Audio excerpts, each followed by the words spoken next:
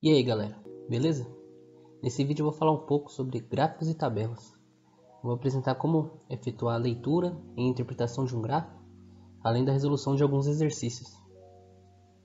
Então, vamos começar. Gráficos e tabelas são recursos geométricos que utilizamos para representar fenômenos.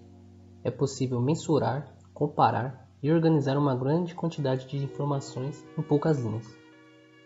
Esse é um recurso muito útil. Com ele, como o próprio texto já diz, podemos trabalhar com uma grande quantidade de informações de maneira compacta.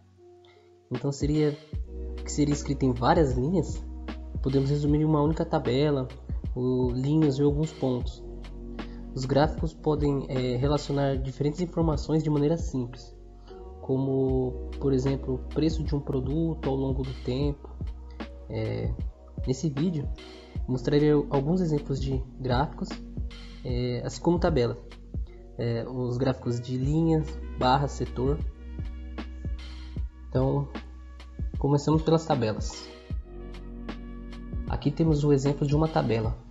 E por mais que elas possam variar, dependendo do exercício, um jornal, o que você aparecer uma tabela que você estiver vendo, elas possuem uma estrutura similar. Eu vou mostrar aqui na próxima imagem.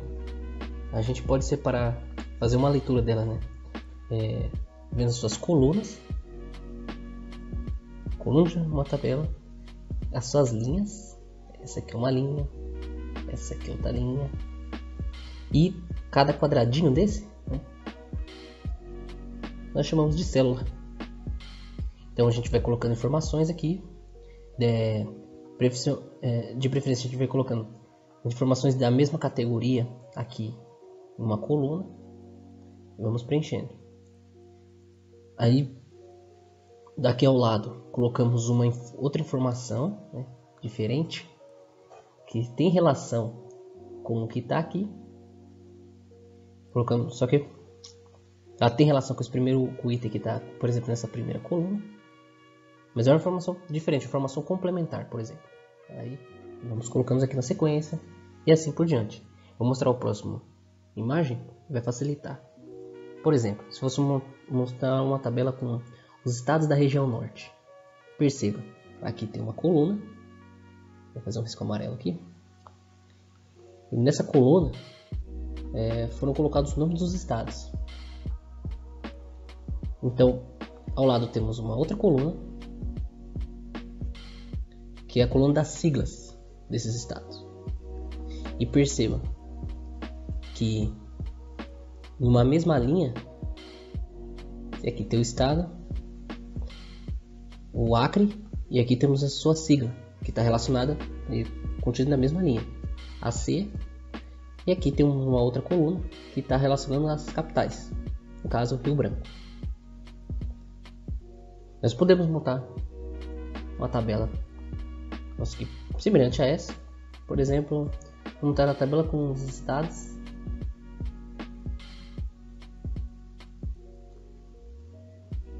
da região, abreviar aqui, Sudeste. Então, vamos separar. Aqui a gente vai usar o nome do estado, a sigla e as capitais. Vou separar aqui.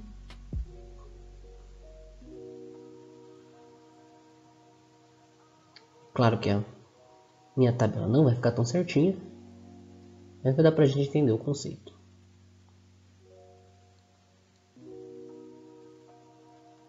Mais uma linha aqui. Aqui eu vou colocar o nome dos estados. Temos aqui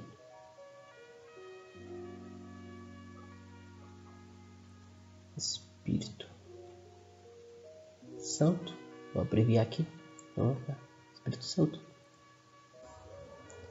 Temos aqui Rio de Janeiro,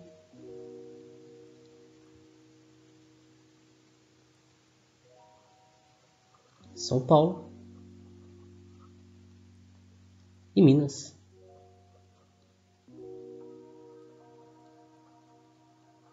Minas Gerais.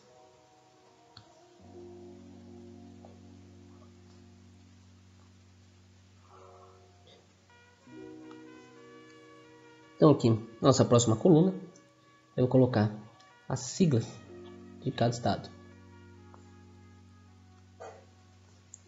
E seguindo aqui as linhas, vou colocar a sigla de Espírito Santo, estado do Rio de Janeiro, São Paulo e de Minas.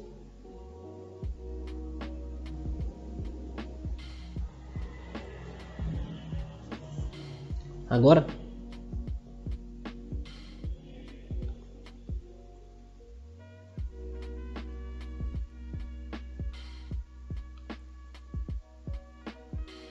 por último,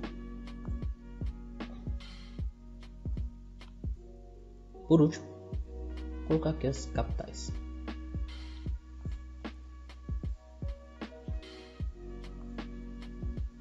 Por último, vou colocar aqui as capitais.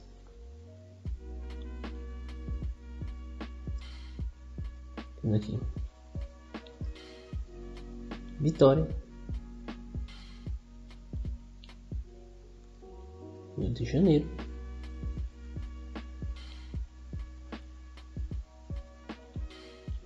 São Paulo e Belo Horizonte. Aí perceba que temos as colunas separando informação diferente, uma coluna dos estados, a coluna das siglas, a coluna das capitais, e na mesma linha temos as informações complementares, né? Aquelas que estão relacionadas. Cada estado com a sua sigla e a sua capital. Agora sim, começaremos a falar sobre os gráficos. E o nosso primeiro modelo é o gráfico de linha.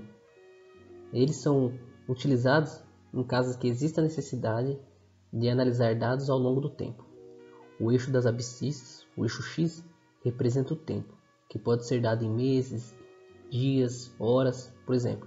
Enquanto o eixo das ordenadas, o eixo Y, representa outro dado relacionado, como o preço de algum objeto, o crescimento da população. É claro que outras grandezas podem ser relacionadas. Esses gráficos serão muito utilizados mais para frente. Perceba que ele é bem semelhante ao plano cartesiano. Quem conhece? O plano XY. Esse aqui é o eixo X, igual está comentado ali. Esse aqui é o nosso eixo Y.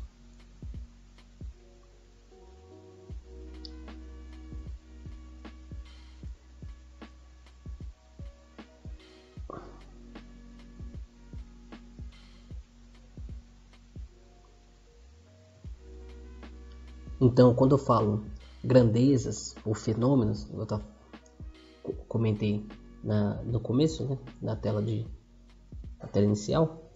Aqui, por exemplo, temos o tempo, nesse caso meses. Perceba aqui, janeiro, fevereiro, março, até dezembro. Então, essa é uma grandeza, um fenômeno que está no nosso gráfico. E aqui temos alguns valores. Esse gráfico, por exemplo, está representando, pode ser a variação do preço de alguma coisa. Eu teria que ter uma tabelinha, uma legenda para a gente saber o que ele está informando. Mas dá para ter noção que é alguma coisa no tempo. E esse aqui pode ser os valores ou a quantidade dele.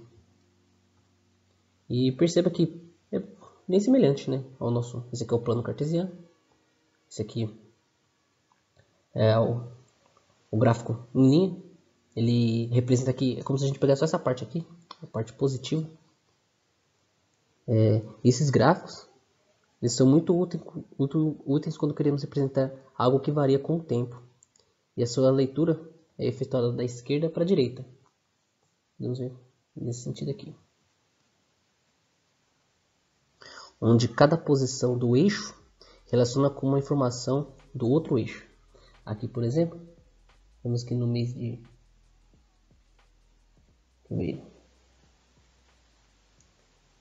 de março, ele está relacionado com algo mais ou menos aqui. seria entre esses valores 4.000 e 6.000. Então cada posição aqui, a gente traça uma reta e ela é relacionada com alguma informação que está aqui. Vejamos um exemplo de exercício na próxima tela. E aqui temos o gráfico mostra a variação da extensão média de gelo marítimo em milhões de quilômetros quadrados, comparando dados dos anos de 1995, 98, 2000, 2005 e 2007. Os dados correspondem ao mês de junho a setembro. O Ártico começa a recobrar o gelo quando termina o verão, em meados de setembro. Finalzinho de setembro. O gelo do mar atua como um sistema de resfriamento da Terra, refletindo quase toda a luz solar de volta ao espaço. Águas de oceanos escuros, por sua vez, absorvem a luz solar e reforçam o aquecimento do Ártico, ocasionando o derretimento crescente do gelo. Com base no gráfico, é possível afirmar que houve maior aquecimento global E aqui temos o nosso gráfico. A partir da análise dele, a gente chega na resposta. Em qual ano houve o maior aquecimento? Pelas informações, aqui vemos que a luz solar ela atua reforçando o aquecimento do Ártico, ocasionando o derretimento do gelo. Informação aqui primordial para a gente conseguir responder essa questão. Então isso a gente tem que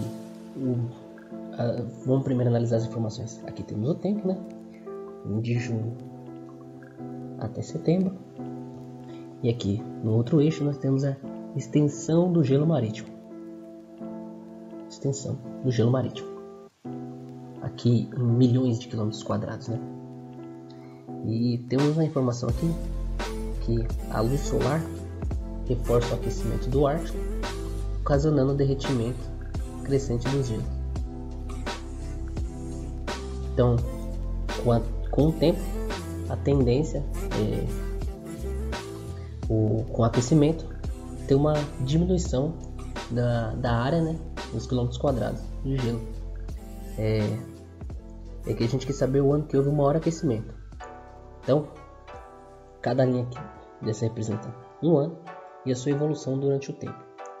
E como é possível observar aqui no gráfico, de 95, 98, 2000, 2005 e 2007, 2007 é o ano que apresenta o maior decrescimento, que apresenta o nível mais baixo. Vamos pegar o mês de setembro.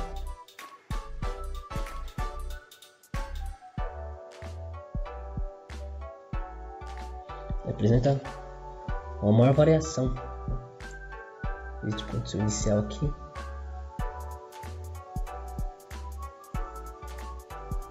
Até aqui embaixo, né? Apresenta maior variação se comparada aos outros anos. Aqui podemos ver que o ano em que a menor área, né, menor área de gelo no Ártico bate mais ou menos aqui. Então, com isso, temos que o ano de 2007 foi o ano que houve o maior aquecimento global, ocasionando, né, o maior derretimento, ou pensando de outra forma, a área mínima de gelo. E aqui está o segundo modelo de gráfico. Esse é o gráfico em barras. Com os gráficos de barras, podemos comparar os dados de uma determinada amostra. Neles, utilizamos retângulos cuja altura deverá ser proporcional ao dado analisado. Esse tipo de gráfico também tem como base o plano cartesiano, que aqui é o nosso plano XY. Semelhante ao que vimos no gráfico de linhas. Mas as informações estão em retângulos proporcionais aos valores dos eixos. O que eu quero dizer com esses proporcionais é que se um valor é metade do outro, então a sua barra tem que ser metade Então se aqui fosse 100, aqui 50. Esse é o proporcional. Perceba que os dois gráficos são parecidos, mas cada gráfico se encaixa melhor dependendo dos dados que vamos utilizar. Se quisermos comparar coisas que não variam tanto e que têm um crescimento inteiro, os gráficos de barra são mais interessantes e fáceis para a gente relacionar. Por exemplo, vamos supor que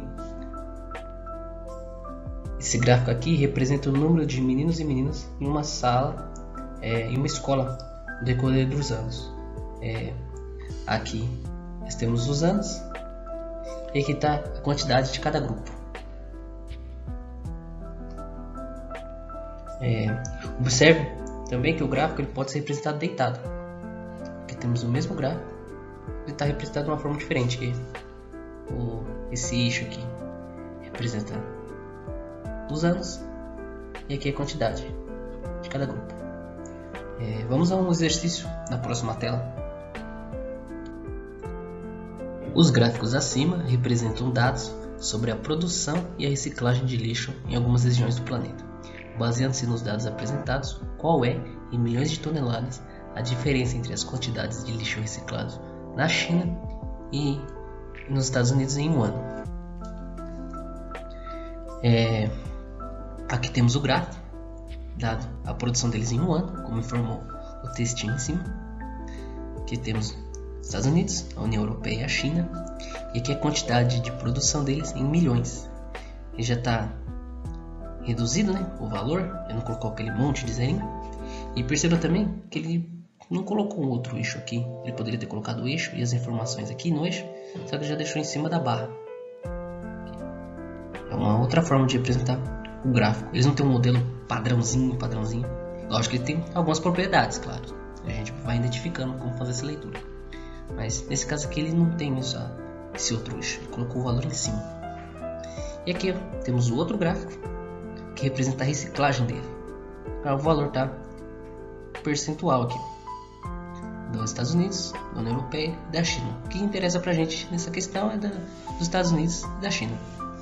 Então, o que a gente vai fazer? A gente vai pegar a produção dele total, comparar com a porcentagem do que ele recicla e fazer essa diferença entre China e Estados Unidos. Assim a gente chega na resposta. Começar aqui, comparando dados de um dos países, começar comparando dados dos Estados Unidos. A gente tem que a produção total é de 238. E aqui a gente quer saber a reciclagem, quantos por cento. Quer dizer, o total, né? A gente tem aqui, a gente já tem a porcentagem que é de 34%. 34% do total que é o reciclado. A gente pode escrever essa continha como 238 e 34%. A gente tira o nosso total. Fazendo essa continha, a gente vai encontrar 80,92. Essa aqui está em milhões, mas não vale a pena a gente ficar usando aquele monte de zerinho. A gente sempre consegue chegar na mesma resposta. Jeito mais prático.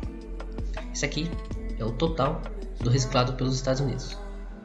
E agora vamos fazer o mesmo caso com a China. Produção total 300 e 30% é reciclado. Uma porcentagem menor. Vamos ver se é quantidade e valor absoluto. Então, de 300 milhões de toneladas que é produzida por ano, 30% é reciclado. E fazendo essa continha, nós temos aqui 90 milhões de toneladas são recicladas. Agora a gente faz essa diferença aqui, 90 diferença, subtração, menos 80,92,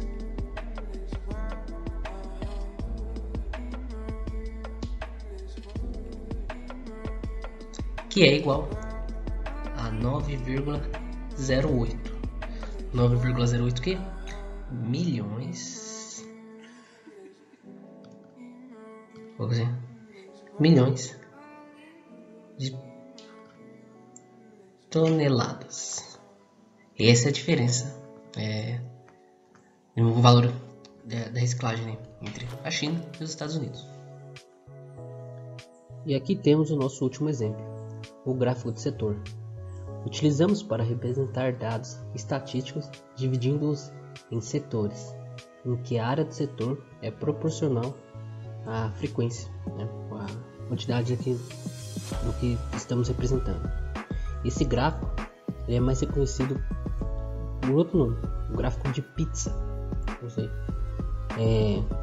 É só a gente comparar os modelos em cada fatia, né, em cada setor. Aqui temos o setor do nosso gráfico. E cada setor desse representa uma parcela de um todo, que é essa nossa circunferência aqui.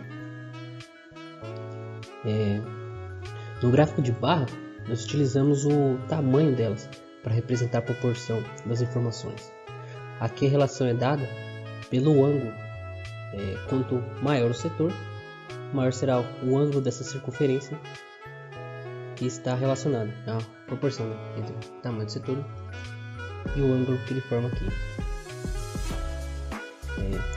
Onde todo o todo representa 360.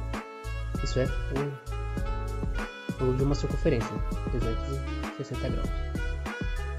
Então cada setor será uma parcela e a soma de todos os setores, né, esse setor, a soma de todos eles é igual ao ângulo de 360. Soma de cada ângulo desses setores. Vejamos um exercício na próxima tela.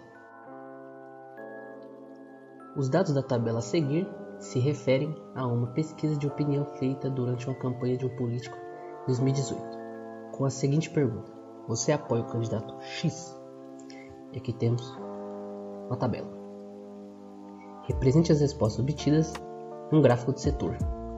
Aqui temos as respostas sim, o número de pessoas que falaram sim foi 600, não 200, não sabe 100. E para a gente representar isso num gráfico de setor, isso é na circunferência,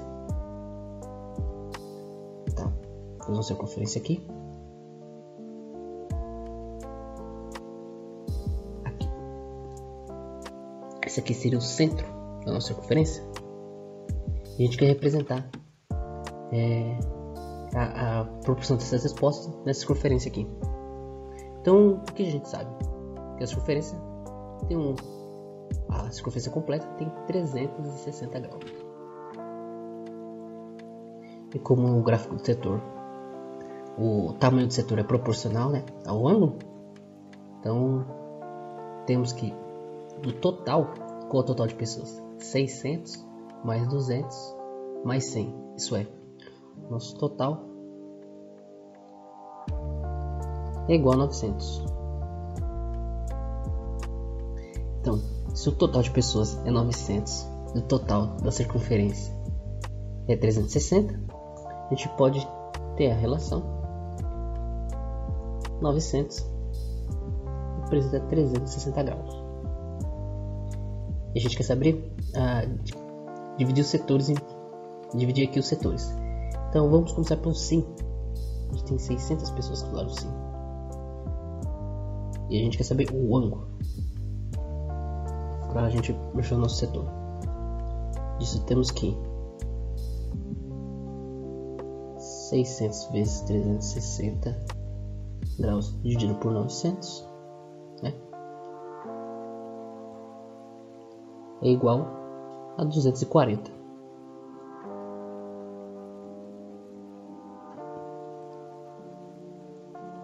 Isso é, 900 é o todo, 600 representa 240 graus na nossa circunferência.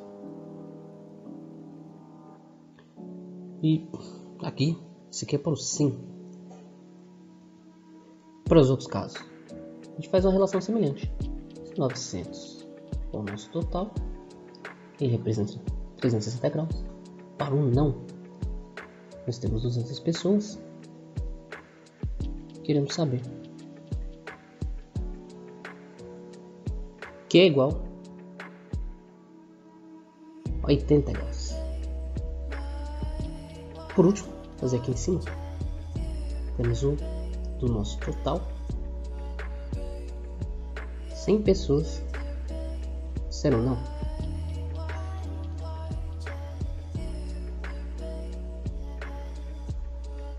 Que é igual a 40 graus. Perceba que fazendo a soma, né? 240 mais 80 mais 40, temos o nosso total de 360 graus. Aqui eu tenho uma outra figurinha que representa melhor. Aqui. Se nós fôssemos identificar nossa figura, temos que esse aqui representa a parcela de 5.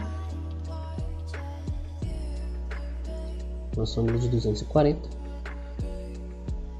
Esse aqui é a parcela do não, de 80. E aqui, os que não sabem, de 40%. É isso. Até o próximo vídeo.